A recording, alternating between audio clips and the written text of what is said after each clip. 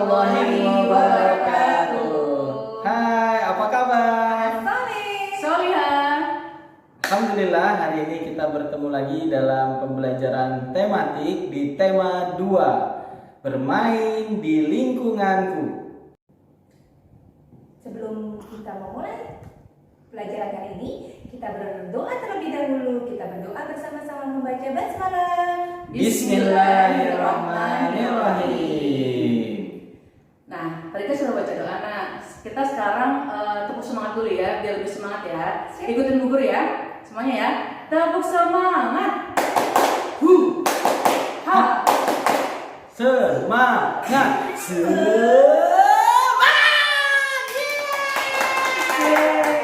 Baik, terima kasih Bu Sari, terima kasih Bu Reni. Anak-anak, sekarang kita masuk ke tema 2 dengan judul Bermain di lingkunganku. Subtema 1, bermain Di lingkungan. rumah. Baik, KD-KD yang akan kita pelajari hari ini. Dengan KD pembelajaran yang pertama, melaksanakan aturan di rumah dan tata tertib di sekolah. dengan matematika, menjelaskan bilangan, perkalian, dan pembagian, melibatkan bilangan caca dengan hasil 100. Menguraikan kosakata, keragaman benda dan wujudnya. Nah, anak-anak saleh dan salehah, selamat mengikuti pembelajaran. Semoga Allah memudahkan pembelajaran kalian. Amin. Amin ya robbal Amin. alamin. Sampai jumpa dan sampai bertemu kembali. Setelah ini kita akan bertemu dengan Bu Reni. Kedua bertemu dengan Bu Sari. Dan yang ketiga nanti oleh Pak Yusuf. Assalamualaikum warahmatullahi wabarakatuh. Allahu Akbar. Allahu Akbar.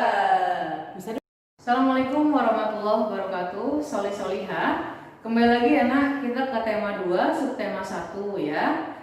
Hari ini dengan Bu Reni kita mau membahas bahasa Indonesia anak ya.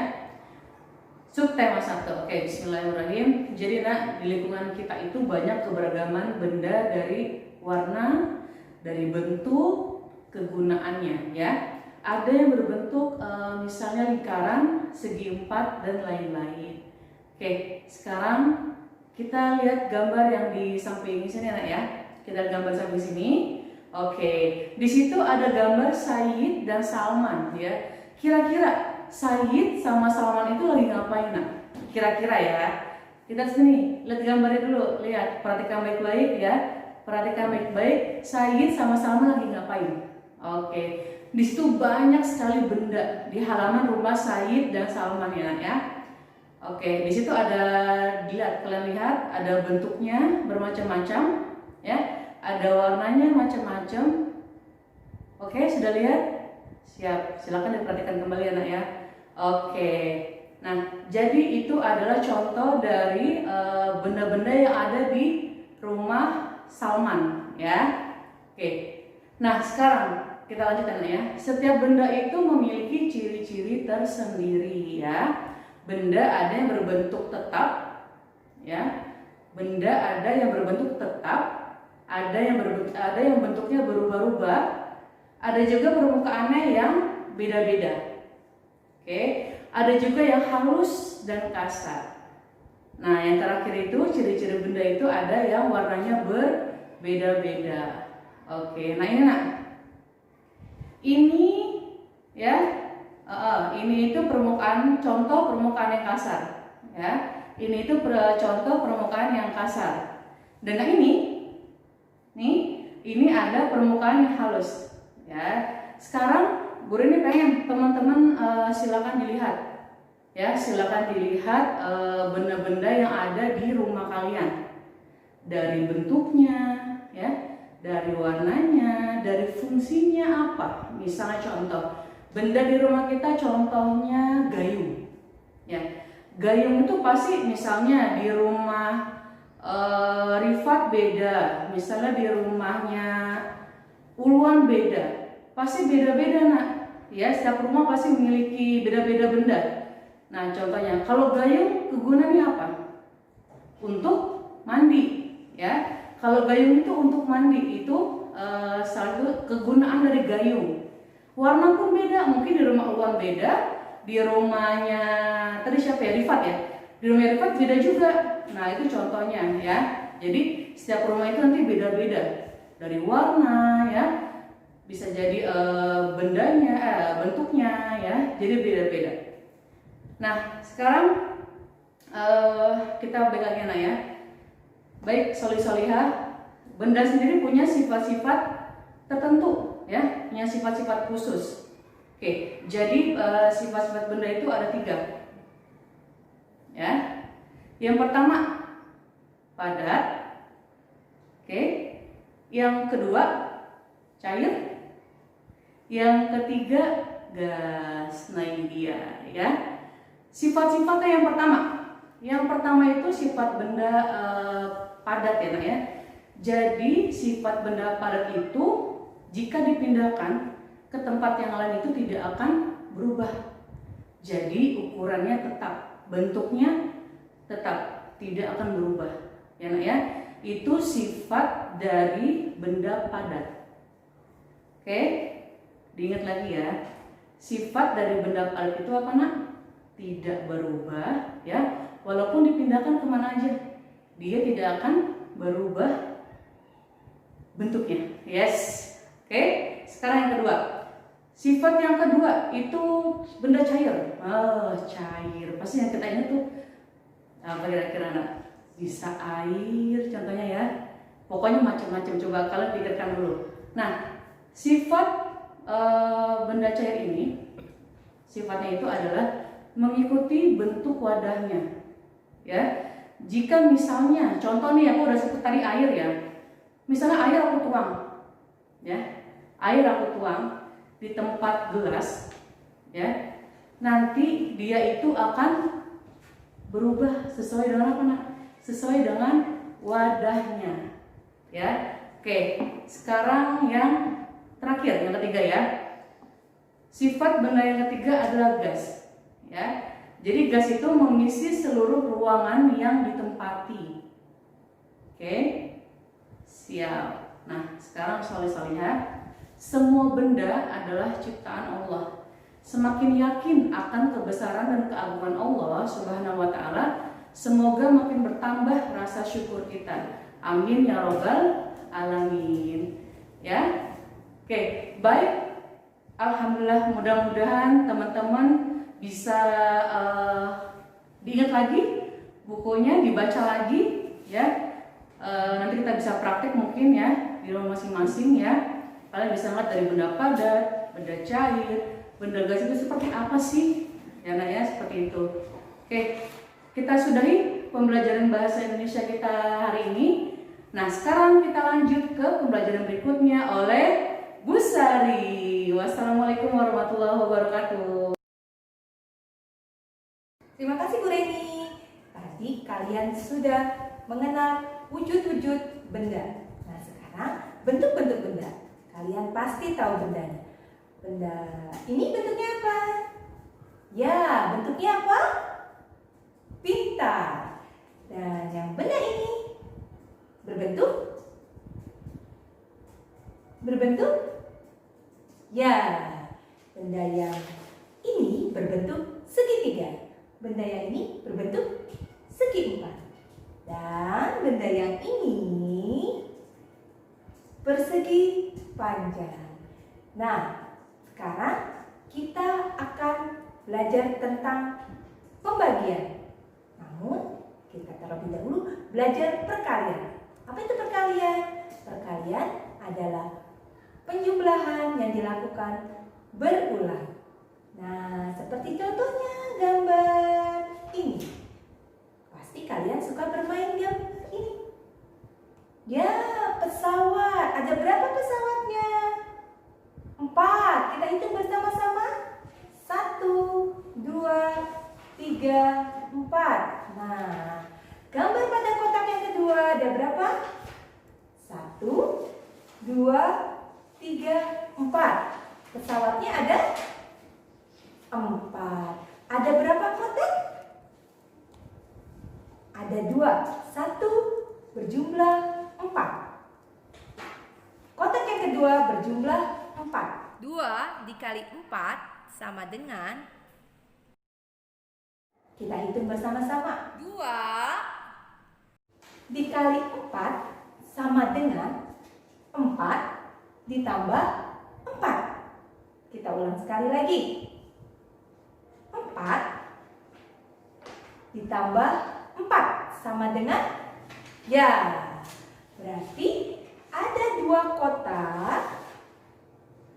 Satu kotaknya berjumlah 4. Dan satu kotak lagi berjumlah 4. 2 kotak kita tulis 2. Dalam satu kotak ada berisi 4. 2 dikali 4 sama dengan 8. Hebat. Terima kasih.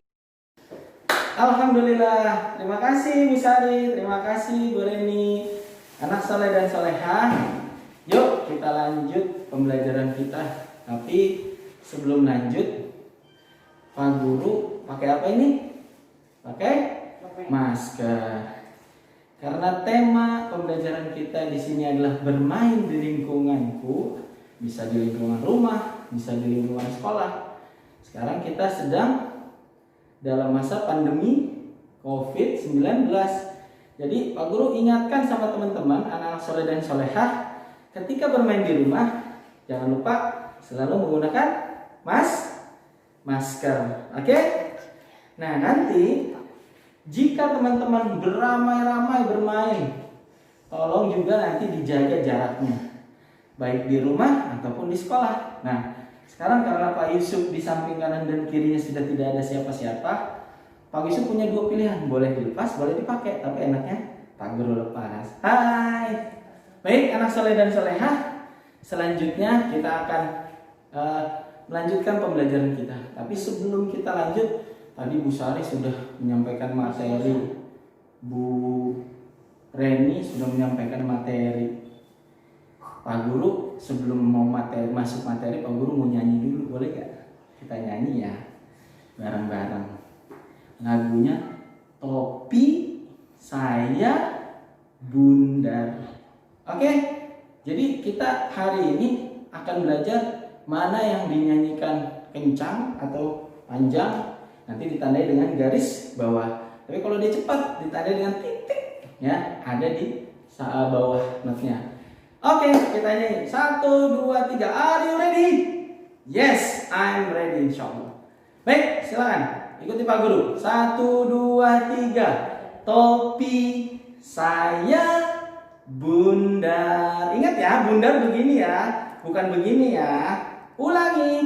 Topi saya bundar. Bundar topi saya.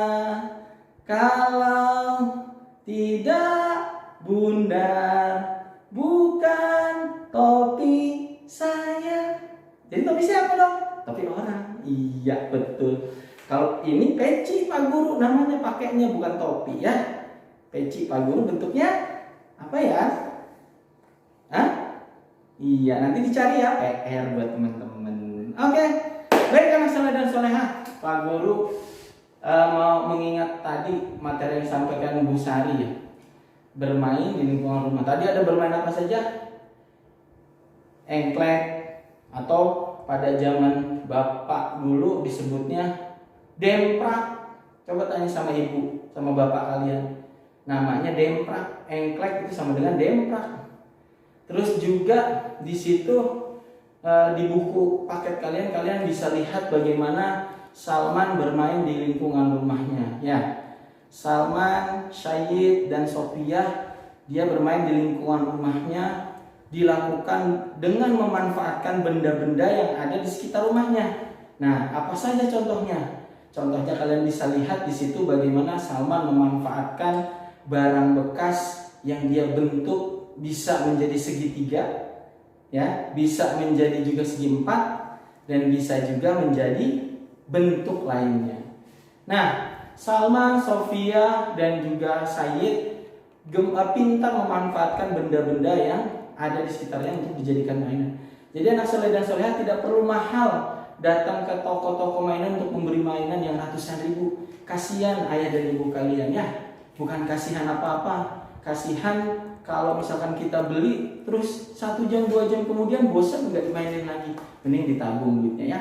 Baik, anak soleh dan solehah, nanti ketika di rumah tata tertib yang harus dilakukan banyak.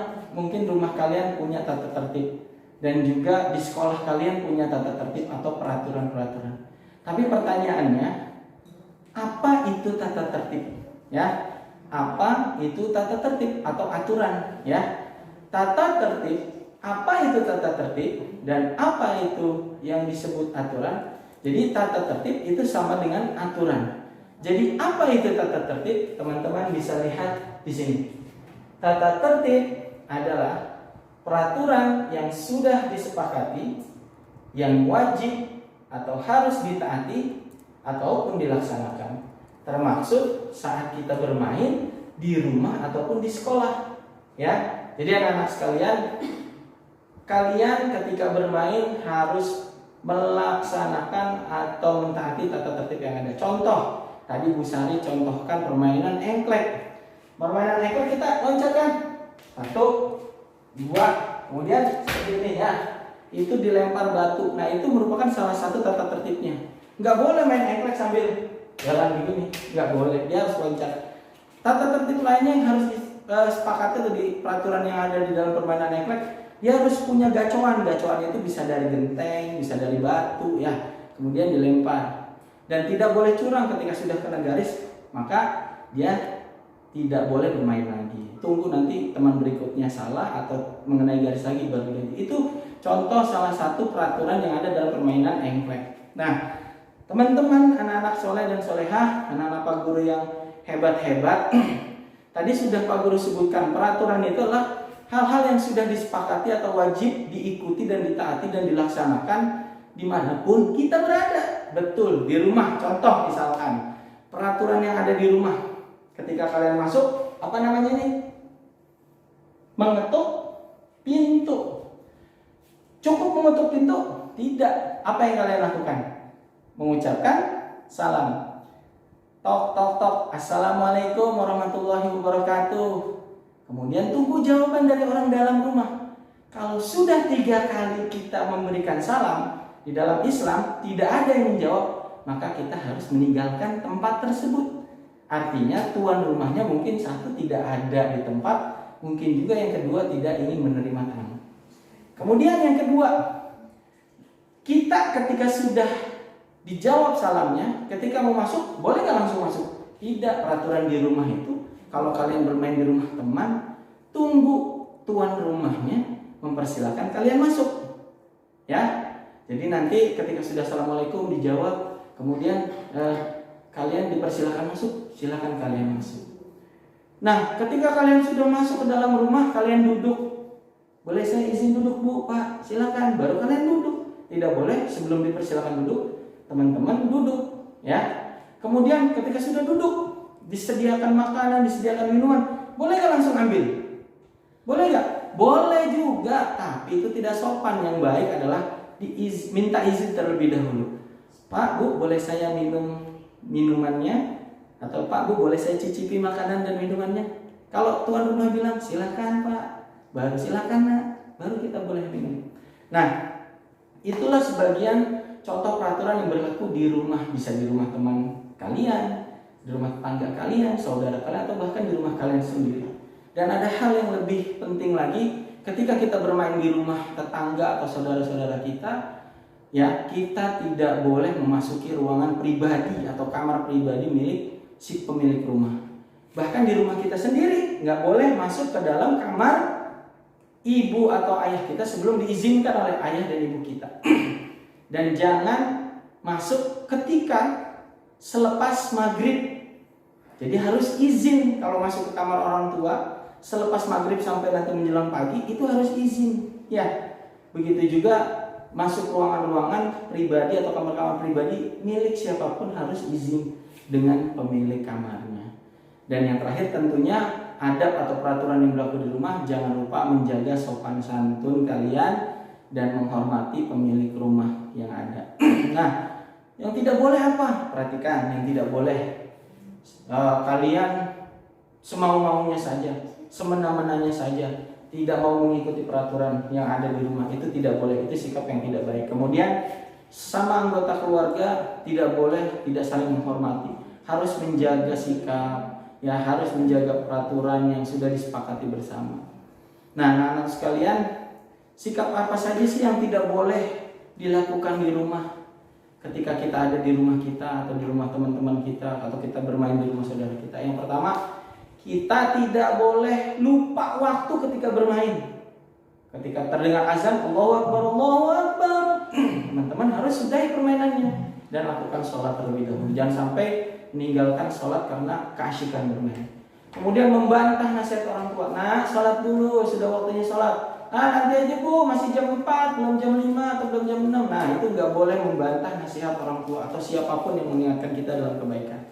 Kemudian nih, yang terbiasa dilakukan oleh kalian dan tidak boleh dilakukan, yakni bermain HP terlalu lama. Ya, ingat, bermain HP terlalu lama. Kemudian tidur hingga larut malam sehingga ketika subuh bangun kesiangan. Ya, sholat subuhnya bisa jadi jam 6 atau setengah 7. Itu jangan sampai. Kalau bisa bangun 30 menit sebelum azan, kita sholat 2 rakaat sebelum subuh, kita berdoa kepada Allah, kita doakan ayah dan ibu kita serta guru-guru kita dan juga teman-teman kita ya. Kalian lakukan di rumah apa saja yang boleh dan apa saja yang tidak boleh dilakukan. Sekarang kalian lihat tata tertib sekolah. Apa itu tata tertib sekolah? Tata tertib sekolah adalah peraturan yang harus dilakukan dan ditaati saat kita berada di lingkungan sekolah. Betul sekali anak soleh dan soleha. Apa saja sih contohnya? Misalkan sekolah sudah buat jam datang pembelajaran, datang tepat waktu, maka kita hadir sebelum jam bel sekolah berbunyi. Kalau sekarang kondisinya karena pandemi kita belajar di rumah, ketika bapak dan ibu guru sudah memberikan kalian jadwal untuk memulai pembelajaran contoh jam 8, bukan berarti kalian harus bangun tidur jam 8, kemudian bersiap-siap jam 8, kemudian kalian mempersiapkan semuanya, akhirnya ribet, akhirnya susah sendiri, menyusahkan orang tua dan juga menyusahkan kalian. Yang bagus bagaimana nak? Ketika kalian dibuatkan jadwal jam 8 kita mulai pembelajaran, kalian harus sudah siap sebelumnya, 1 jam sebelumnya atau 2 jam sebelumnya. Bahkan kita harus siap-siap ketika subuh sudah dimulai sholat subuh. Kita sudah bangun sholat subuh, kemudian kita berolahraga dengan ayah dan ibu kita melakukan sarapan, kemudian kita melakukan olahraga sejenak, kita bersiap-siap. Setelah itu menjelang jam 8, jam 7 bisa kita sholat duha terlebih dahulu, zikir pagi. Nah, jadi ketika jam 8 kita sudah siap. Nah, anak-anak perlu perhatian terhadap itu ya. Nanti tolong diingatkan anak-anak sekalian, tolong ingatkan ayah dan ibu kalian itu, ayah ibu bangunkan saya nanti sebelum subuh, sehingga ketika jam 8 kalian sudah siap ya. Itu salah satu peraturan yang harus kalian lakukan di masa-masa pembelajaran saat pandemi sekarang berlangsung. Jadi tidak boleh belajar jam 8, bangun jam 8, siap-siap jam 8, semua nanti akan terburu-buru. Kemudian memakai seragam sesuai jadwal. Nah, anak-anakku sekalian, kalau di sekolah hari Rabu, hari Selasa, Senin itu punya seragam masing-masing. Nah, Pak, gimana ketika kita belajar di masa pandemi ini? Tetap menggunakan seragam, tapi seragamnya disesuaikan yang sopan, yang pantas, yang baik. Jangan sampai ketika kita pembelajaran masih ada yang pakai baju tidur. Jangan sampai ketika kita pembelajaran masih ada yang menggunakan baju semalam yang kita pakai untuk tidur. Itu tidak akan memberikan manfaat yang besar buat diri kita. Karena ketika ilmu kita akan masuk, pakaian kita baik, pakaian kita bersih, pakaian kita rapi, maka ilmu itu akan senang mendatangi kita. Jadi itu salah satu adatnya anak soleh dan soleh. Lengkap, rapi ya. Kalau akhwat dengan jilbabnya yang cantik, yang anggun, yang bagus. Kalau ikhwan dengan pecinya, dengan seragam kokonya, itu masya Allah itu merupakan hal yang luar biasa ketika itu dilakukan dengan baik. Nah, anak-anakku sekalian yang soleh dan solehah, sekarang perhatikan sikap apa saja yang harus dilakukan di sekolah ketika kalian datang. Yang pertama, berdoa ya. Berdoa ketika berangkat dari rumah menuju ke sekolah. Sudah sampai di sekolah belajar, mau belajar, kita mulai lagi berdoa kepada Allah Subhanahu wa taala. Selesai belajar kita berdoa lagi kepada Allah Subhanahu wa taala. Setiap momen kita berdoa kepada Allah Subhanahu wa taala agar apa? Allah mudahkan urusan kita. Yang kedua, yang dilakukan biasanya tata tertib yang dilakukan di sekolah. Piket sesuai jadwal. Ya. Jadi kan kita nggak masuk Pak hari ini Pak, nggak ada jadwal piket di sekolah Pak. Tetap kalian harus piket membantu orang tua di rumah. Kalau di sekolah kalian belajar untuk sapu, kemudian mengepel, mengambil sampah, memungut sampah, di rumah pun kalian harus lakukan itu. Jadi piket sesuai jadwal kalau di sekolah, kalau di rumah. Sekarang karena pandemi masanya seperti ini, kalian harus lakukan di rumah. Kemudian ini yang paling kalian perhatikan, yang harus dilakukan di sekolah atau di rumah. Tidak boleh ketika bercanda merugikan dan juga melukai orang lain saat bermain di rumah ataupun di sekolah. Itu yang ketiga. Yang keempat, harus berbicara dengan baik, sopan, santun, tidak berteriak, tidak mengeraskan suara kepada orang tua, tidak mengeraskan suara kepada guru, tidak teriak-teriak ya. Jadi berbicara harus dengan sopan dan baik. Nah, yang terakhir, yang kelima, anak soleh dan solehah bersikap yang sopan dan santun. Akhlaknya, tutur katanya, semuanya itu harus mencerminkan kalau kalian adalah anak-anak yang soleh dan solehah. Dan anakku sekalian rahmati oleh Allah Subhanahu wa taala, begitupun ketika kita bermain. Bagaimana lihat kita Salman ketika bermain sama adik-adiknya, ketika Salman bermain bersama saudaranya Sofia dan juga teman-temannya di sekolah. Dia selalu bersikap, berbicara dengan baik, bersikap dengan baik, tidak merugikan orang lain. Kemudian selalu berdoa dan juga menjalankan piket sesuai dengan jadwal. Nah, anak-anakku sekalian, kenapa sih kita harus mentaati peraturan sekolah atau peraturan yang ada di rumah? Karena tata tertib itu punya manfaat, atau peraturan itu punya manfaat bagi diri kita. Apa saja manfaat bagi kita atau bagi diri kita yang kita dapatkan? Yang pertama, tata tertib itu bermanfaat bagi kita untuk menjaga 1. kenyamanan, 2. kedamaian, 3. keamanan, dan juga 4. kerukunan, baik itu di sekolah dan di rumah. Nah, anak sekalian yang soleh dan solehah, dari pembelajaran yang disampaikan oleh Bu Sari, kemudian Bu Reni, kita bisa belajar ternyata kita bermain di lingkungan rumah itu bisa dengan menggunakan ciptaan-ciptaan Allah yang sudah disediakan oleh Allah Subhanahu wa taala. Bisa dengan batu yang kita main engklek ya. Kemudian kita bisa bermain hal-hal yang bisa kita dapatkan dari alam, sehingga kita harus syukuri itu semua sebagai pemberian Allah yang luar biasa bagi kita semua, insya Allah. Dan juga tentunya anak-anak soleh dan soleh, ketika kita bermain kita harus menyayangi teman-teman kita, sahabat-sahabat kita dalam bermain. Jangan sampai kita menyakiti ketika bermain bersama dengan sahabat-sahabat kita dan juga saudara-saudara kita. Karena kita adalah Muslim yang harus saling bersaudara, menjaga kedamaian, kenyamanan, keamanan serta kerukunan seperti manfaat tadi mematuhi aturan. Nah, jangan lupa juga ketika bermain tidak melakukan kecurangan ya. Kemudian teman-teman harus menjaga bermain itu tidak menyakiti teman. Pemain harus jujur dan harus saling memperhatikan satu sama lain. Karena sebagai anak soleh dan soleha, kita harus menyayangi, menjaga, dan juga memperhatikan saudara-saudara kita. Apalagi ketika kita bermain. Rasulullah SAW mengingatkan kepada kita, Nabi Muhammad SAW bersabda yang diriwayatkan dari hadis riwayat Muslim. Muslim itu bagi saudara Muslim lainnya adalah saudara. Nah, untuk itu anakku sekalian, silakan bermain dengan baik, silakan bermain dengan tertib, jangan sampai melukai dan juga mencelakai sahabat-sahabat kalian atau teman-teman kalian saat bermain. Saling menjagalah kalian dan mudah-mudahan Allah memberikan keberkahannya buat kita semua, insya Allah. Dan jangan lupa ketika bermain di rumah tetap menggunakan masker. Ketika kalian bermain di rumah atau di luar rumah, silakan memakai masker dan jaga jarak di antara kalian, insya Allah. Baik, itu saja pembelajaran kita hari ini, anak soleh dan soleha. Semoga hari ini bisa menjadi hari yang membahagiakan buat kalian semua. Dan semoga apa yang disampaikan tadi oleh Bapak dan Ibu guru bisa bermanfaat buat kalian dan kita semua insya Allah. Mari sama-sama kita tutup dengan membaca doa kafaratul majelis. Subhanakallahumma wa bihamdika asyhadu an la ilaha illa anta astaghfiruka wa atubu ilaik. Sampai bermain, selamat bermain di rumah. Jangan lupa tetap menjaga jarak dan memakai masker ketika kalian beraktivitas.